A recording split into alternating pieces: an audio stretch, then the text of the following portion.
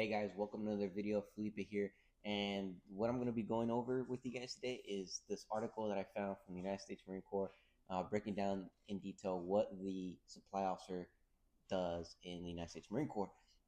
In 2016, when I joined and when I was given my job, my MOS in 2017, in the middle of basic school was 3002, and when I had researched that, there was absolutely no detail, like no detail in regards to what I was going to be doing in that job. So I'm going to do this 5-minute read, it says, for this article from the United States Marines, and either validate or not validate things they're saying in this article. So let's jump right into it. So it says, the supply chain material management occupational field includes personnel in the areas of ground supply chain management, operations, inventory management. So yes, supply chain management of operations, right? What does that look like? Receiving, shipping, inventory management. So you're going to have your warehouse and you're going to manage your inventory levels in your warehouse. You're also going to manage the property equipment that isn't in your care, but it's you have given that responsibility to a responsible individual or responsible officer. It's either going to be an E6 to E8 or a O1 to O4 probably, depending on the rank and depending on the equipment and where you're located at the duty station. So um, they are going to be the ones to manage that equipment and then report anything to you, and then you are ultimately the one who is going to do the paperwork to fix that or get it signed. If you have them do the paperwork for you, depending how big the unit is, they'll, if you're pretty busy, then they'll do the paperwork, they'll submit that to you, you'll get that routed for signature and approval from the commanding officer, because ultimately it's all his property, it's all his equipment, it's his budget, that was given to him, right, by his boss, which is the regimental CO, or above that, the division level. And they got to make sure they're doing the right things with the money, with the property, taking care of the property, preventing fraud, waste, and abuse, and of the taxpayers' dollars, right? All right. So it says preservation and packaging. Okay, I don't not really sure what they mean by that, but I don't think we've ever preserved or packaged anything. We didn't really deal with food. That's usually the S4. The S4 deals with food, the chow hall, MREs. And really, depending where you are, you may have some overlapping roles where you take on some of those roles of the S4. Um, Hazardous materials, yeah, paint, anything like that, cleaning supplies, stuff like that, propane as well. So fiscal accounting and purchasing, absolutely. And I talked about this in my other video. You are building the budget. You are gonna, once you build this budget, given on like historical data, what it costs to run your unit, you are going to build your budget, and then you're going to present this to the CO. Usually what happens is that the your higher echelon is going to tell you, hey, this is your wiggle room. What is it that you exactly need? Give me a breakdown of what your budget requirements are for the year, and then they're going to adjust to that, right? Anything that is above that, like, kind of threshold that they give you, is going to become an unfunded deficiency. And what that means is that if they get more money in the future, then they are going to rank it across everybody else's unfunded deficiencies, right? Because you're not the only one submitting a budget; it's every other unit in the Marine Corps, and at your echelon, though, they're going to take everybody equivalent, their unfunded deficiencies, and then they're going to rank them. Hey, whose is more important, and let's fund it that way, right? So you are going to build that budget. You're going to brief that budget to your commanding officer. If he likes it, he's going to sign it. You're going to submit that to your higher echelon. If he doesn't like it, he's going to be like, hey, go back to the drawing board. But you're going to break down everything you need from chemical lights, from cleaning supplies, from maintenance parts, from replacements parts, furniture, transportation. All that is going to get captured in your budget, right? How much does it cost to do a field operation for a week in the United States Marine Corps, right? And this has changed now, but when I was in the infantry battalion, it was about like $25,000 to $30,000 for a week field operations in the infantry unit. So what that would look like was everything in preparation for that field operation. So everything prior to, all the materials, supplies, training, transportation that we needed to pay for, everything during, right? And then anything after, right? All the maintenance actions that come out after that, because the equipment gets rode pretty hard, right? Like the vehicles, the communications equipment, the weapons, like things break. You're firing, you're using the communications equipment, cables, like they break. Vehicles, they also break. These Humvees are pretty freaking old. Now they got the JLTs though, so but they still have issues, right? But either way, you're capturing what it costs to prepare for that during and after, and all that kind of encompasses like your rough estimate of what it's going to cost you for a week of field operations, right, for your unit, and how many operations are you doing. So you pair with your S3 officer, your operations officer. He's going to have a map, right? He's going to have the training, evolution, and something planned. So it's called your teeth. Well, he's going to have that already laid out, and they're going to be like, hey, we're going to do 6 of these. Well, now you know that, hey, 6 times $30,000, you need at least $180,000 for operations alone, right? That doesn't include your 6-week evolution, which is your your training before deployment, where you go to 29 Palms or you go to Bridgeport or something, and you train for combat, right? You're like simulating combat, and you're competing with the other units, and you're taking orders, and you guys are executing orders, battle tracking, all that stuff. So you're budgeting for all this stuff aside from your like daily, weekly, and other monthly requirements that you guys need. So all of that will encompass your budget, and you will provide that to your commanding officer. He's going to be like, I love it, I'm going to present this to my boss. So he signs it, right? And that goes up all the way to the chain. What else?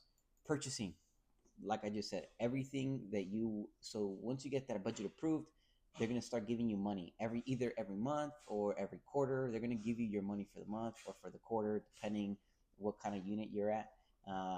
When I was at the infantry unit, they would give it to us monthly, and then same when I was at the installation level. I think that was actually quarterly. They would give us like that money, and then we could spend it within those 3 months to our line item budgets, right? So to our line item requirements in the budget. We wouldn't just like take a credit card and go ham and spend whatever we want on things, right? Like, no, that's not how that works. So because again, it's your boss's money, and your boss has a requirement, and he's also getting graded by his boss to make sure he's doing the right things, he's spending his money efficiently, he's managing his property efficiently through you. So you're purchasing everything. You got to make sure that you're doing it legally, that you have proper documentation, you have your segregation of duties. And what I mean by that is that you, as a supply officer, cannot be the one to make the requisition, purchase the requisition, and sign for it. So why do we do that? Because that looks like I just stole this thing and threw that thing in the back of my Mustang and called it a day, right? To get home. No. So what that means is that there has to be a person designated for each step of that. So a person that is requesting the requirement, right? The person that is approving it, the person that's buying it. Usually, sometimes the person requesting it is the same person that is signing for it at the end after we've already made the purchase. So we make sure that whoever made the purchase or whoever submitted that requirement isn't taking that stuff home. And then depending on its threshold, the value of that item, it's going to go onto your property records, right? Because we want to keep track of that. Large screen TVs, weapons, Kevlars, anything crazy that usually what we used as a threshold was a $500 threshold and pilferable. So like we bought a printer, and the printer was $300, but the printer I could easily pick up and take it home.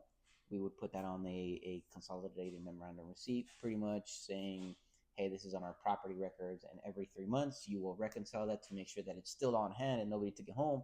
And if it broke, then you dispose of that, okay? All right, let's keep going. Contracting procedures pursuant to the Federal Acquisition Regulations, absolutely. So the FAR, the Federal Acquisition Regulations, is going to tell you like a doesn't exactly tell you in detail how to do every single little thing. It's gonna give you like a big, it's just gonna tell you like an overview, and then it's up to you to fucking figure that out, right? That piece. So make sure you're within the left and right lateral limits of the FAR, and contracting procedures. So like contracting was always a headache.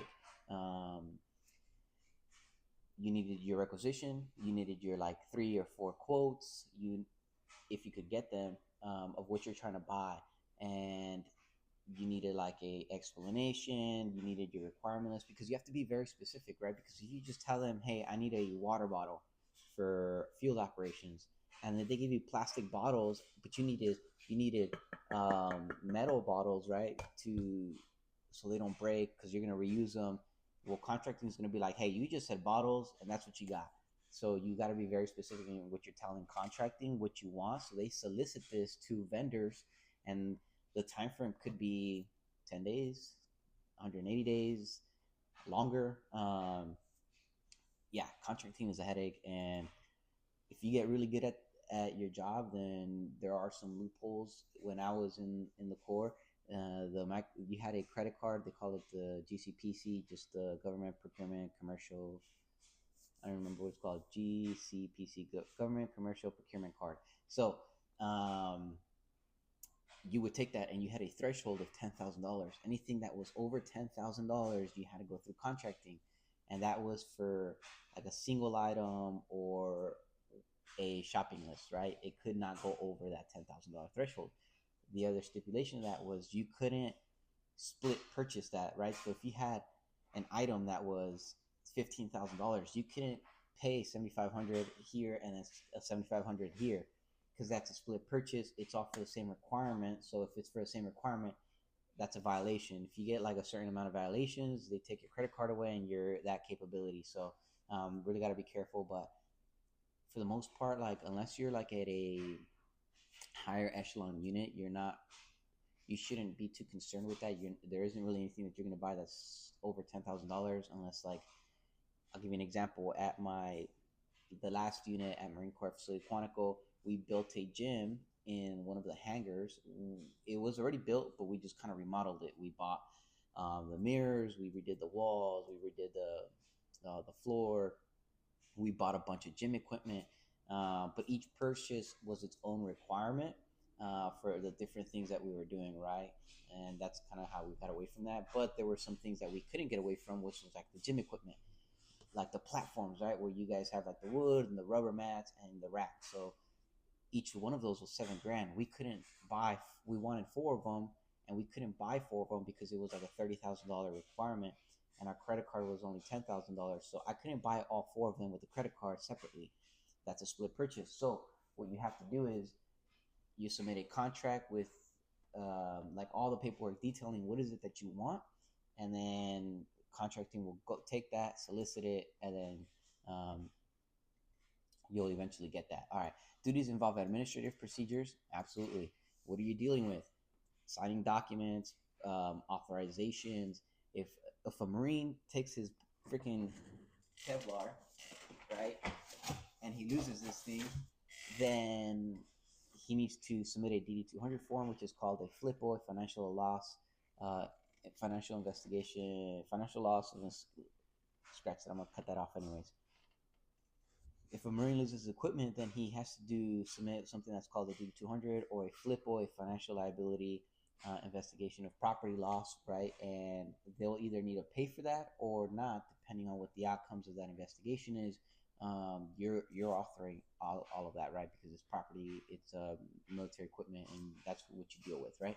You're also doing adjustments. You're assigning authorizations, adjustments, investigations.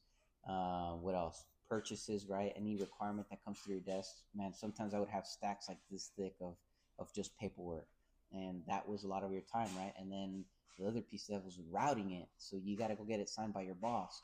And if you don't have a good connection or a good relationship with them, they usually tell you to drop it off with your S1, your administrator section. They will red pen the shit out of that. And what I mean by that is if there's errors on the paperwork, they'll kick that back to you. You got to go back, fix it, reprint it, bring it all back, get your signatures again. It's a big headache. All right. Familiarization with state, federal, and Department of Defense regulations. Yes, this was absolutely, maybe like the hardest thing you'll need to do is memorizing or knowing where to find your information depending on what each requirement needs. Okay.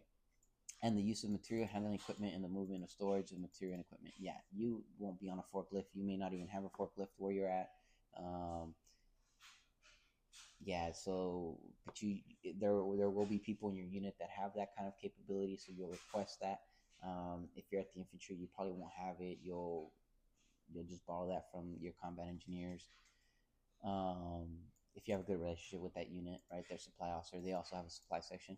All right, it says in all MOSs within the occupational field, technical skills are required regarding the military and commercial specifications on material and equipment being procured, stored, and maintained. Absolutely, you got to know how to procure it, store it, maintain it, depreciate it, everything, end-to-end supply chain. That is what you are doing as a supply officer. These skills and duties must be performed in garrison, afloat, expeditionary, and combat environments. Yes. So, never been in combat. Just did one deployment to the MU, and it's pretty much the same thing. You're just doing it over there. The other thing is that the purchasing of stuff is so much harder because you're buying things that's coming from the US, and to get it over to overseas to where you're at can be a hassle, right? Sometimes it takes 280 days, sometimes it takes a week. I'm exaggerating, but everything takes so much longer to arrive to you. And then you have your thresholds, right? Hey, it hasn't arrived. We've contacted the vendor. He says he shipped it. We contact the carrier. He says they delivered it, or they're like, hey, we dropped it off on the island. If it didn't get to you, sorry, can't do nothing about you. Now you got to reorder that whole thing. You take that paper loss and you move forward, right? All right, these Marines are required to have an operational understanding in executing supply chain functions and programs. Yep, you'll learn all that in your ground supply chain school, some of which are unique to the service and DoD as well, provided for the effective and efficient end-to-end material support in the area of material management. All right, yeah, material management, right? So all the equipment that's coming in, you're managing all that material, right? Because material is your military equipment, material is your furniture, your anything that's not military equipment, paper, supplies, cleaning supplies, chairs, desks, monitors. All right, let's keep going. So, Marines assigned to the occupational field are trained and to utilize data scanning and retrieval devices. I don't think I've ever been trained to uh, utilize data scanning and retrieval devices. I have no idea what that means, but data scanning, I mean, you're going to be looking at spreadsheets all day, every week. You're going to be looking at your budgets. You're going to be looking at your line items. You're going to be looking at all of your equipment lists. So you data scanning, that's something that you'll pick up. Office and inventory management procedures, yes, I just spoke about that. Automated information, data entry, and external systems interface procedures. Yeah, you're going to deal with some systems on the computer to help you manage your inventories, manage your procurement, manage your budget. So yes, you will do some of that. External systems interface procedures. I mean, I'm assuming they're talking about like, hey, I need an account for this so I can buy these things. Asset accounting functions, yes. I'm telling you, um, depending on the equipment and the thresholds of that equipment, is it a capital asset? Is it not? There are certain requirements for equipment that you depreciate over time, or you make sure you keep track of it accurately. If you're not depreciating it, are you using a straight line depreciation? Like how are they managing that inventory? In the Defense Property Accounting System, DPAS, or in Global Combat Service Support Marine Corps, which they went away with, or were going away with as I was transitioning out, or they were trying to go away with it. And then they also had DAI, Defense Agencies Initiative. All right, financial budget formulation, yes, we talked about that. Management and analysis, absolutely. You're gonna every day, your job, you are a special staff officer to the commanding officer. You are his right hand man. You are his property manager, and you are his budget officer, his accountant. You are his procurement officer. You do You are the one who can take him to jail with you or keep him in his position. All right, that's like the bottom line. All right, what else? It says um, the properly handling, storage, and disposal of hazardous material. Yeah, absolutely. Everything that you guys have from like oil, um, paint, propane, anything that needs to go away, needs to get phased out, goes through your office. You coordinate with whoever it is, to include tires. I don't know why it jumped in my head, but you coordinate with your disposition office base to make sure you have all the proper documentation that's certified. You get that stuff over to them, so you coordinate transportation on the scheduled date. You bring all that stuff over, and they will take care of the rest. However, if you're like at an installation, when I was at Marine Corps Auxiliary Quantico, our closest disposition office was in Richmond, so it was, depending on traffic, like 45 minutes to an hour and a half drive. And you got to take all this equipment down there. So you got to coordinate that transportation, the time, you make sure you arrive on time, all your paperwork's in order, because the last thing you want is to get down there and they're like, hey, you're missing a hazardous certification, or you're missing drain and purge certification, or you're missing something, and now you got to bring all that stuff back, and then I'm gonna be freaking pissed at you because I'm gonna be like, what the hell? I thought we had all the proper documentation. I thought we already did everything properly, so that when we get down there, we have no issues. We drop the stuff off, we come home, call it freaking day. So that stuff happens all the time where you're missing something. You go drop the stuff off, and they tell you, hey, sorry, you got to take it back with you because you're missing something. You're missing a signature. You're missing a date. It could be the easiest of things. All right. So it says, what is a 3002? A ground supply officer are special staff officers that supervise the commander's property, plant, and equipment, PP&E. Absolutely. And operating materials and supplies. Absolutely. All the maintenance equipment, whenever something breaks in your unit, they come to you. You are going to be the one to make the purchase of the replacement part or whatever it is that they need. If something breaks, that person, that responsible officer, individual of that equipment is going to come to you and be like, hey, I need to buy this exact piece. Here's my paperwork saying that I need this. This is how much it costs. Please buy it. And you're going to be like, okay, I'm going to take this requisition. He needs this. Exact specifications are this. If it doesn't say that, I'm like, dude, I have no idea what that is. Tell me what I'm buying. I need more specification. I need more clarification so that I don't order the wrong thing, spend money on the wrong stuff, and now the colonel is fucking pissed at me because I ordered the wrong shit. I'll be like, he told me to buy a freaking water bottle, so I bought him a plastic water bottle, Dasani, and he wanted a freaking metal tin can, right, so that they can take it out to the field. So, all right.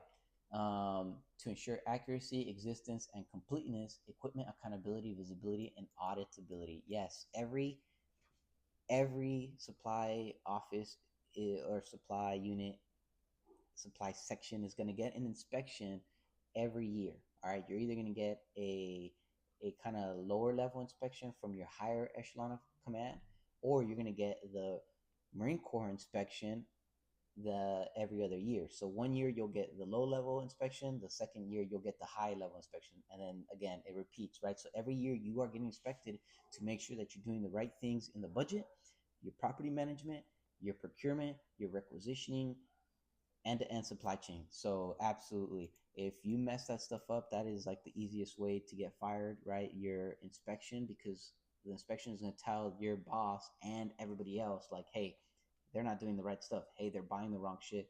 Hey, they're doing things illegally against the DoD regulations, the Federal Acquisitions Regulations, the FAR, right? You're going to get in trouble. Everyone's going to think you're shitty. And depending on the severity, you're going to get fired. Easy. They supervise and coordinate ground supply administration and operations for supply activities, units, bases, or stations to include operating force and shore station organizations. Yes, absolutely. Again, I was at the headquarters battalion, 1st Marine Division, which was more of a support battalion where we supported the division, right? Transportation, communications equipment. We would send out platoons to go help and support the infantry units when they do their operations. We supported the division. Then I went to the 2nd Battalion, 4th Marines Division, which was a infantry unit. We train, prepare for combat, deploy, and then came back, and I went to Marine Corps Auxiliary Quantico, which is an installation. It's no longer the operating forces. We're just an installation, and we manage that airfield in Quantico. Okay, so you are gonna, wherever the Marine Corps needs you, they're gonna send you. All right. Ground supply officers may direct the activities of a maintenance, distribution, or industrial type organization. Yep.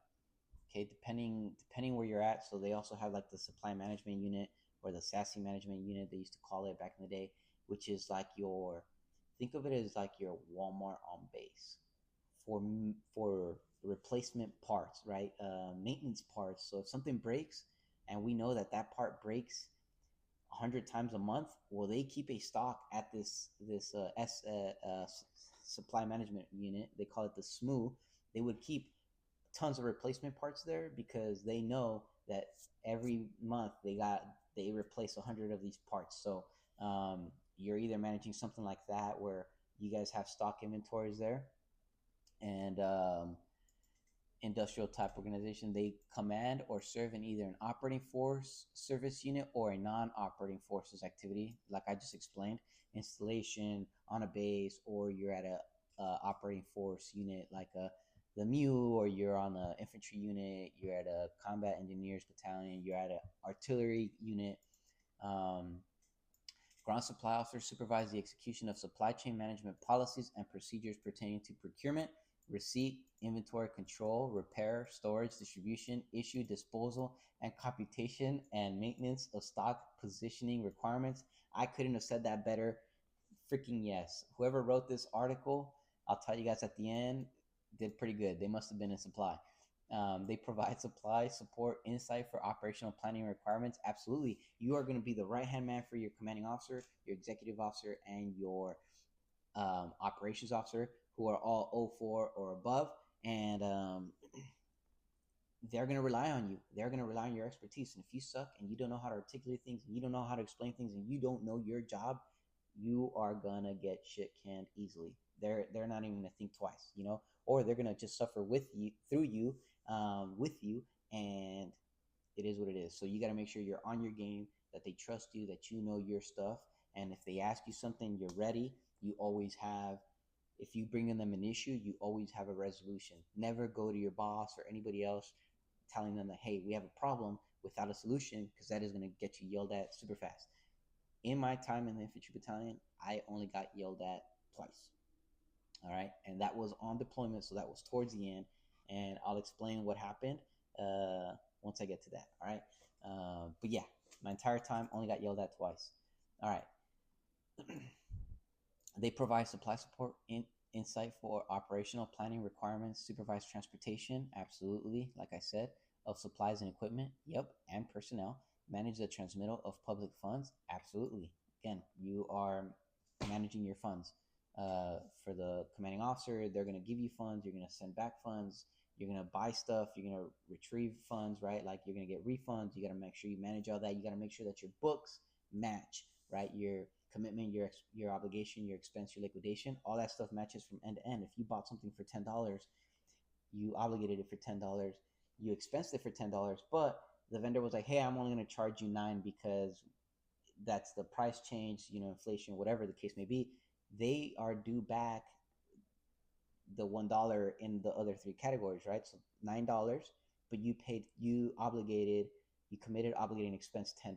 So that means you got to take that $1 back to make sure your books match across the board. All right.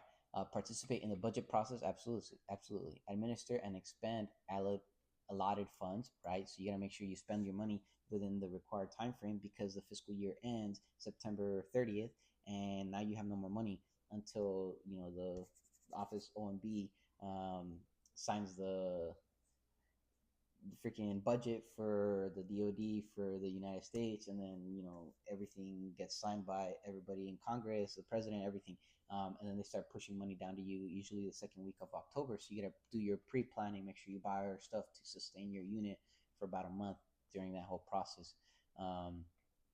So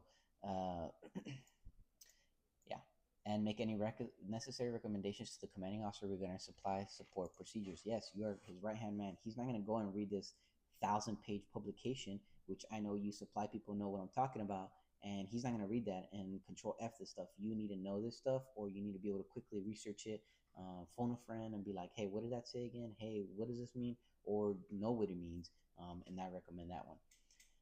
And it just says, are there any prerequisites? So no, no prerequisites. All right, I think the rest of that is okay. Here you go. It says, what is it like being a ground supply officer? The support provided by ground supply officers is required aboard every major Marine Corps installation and in units across the MAGTF.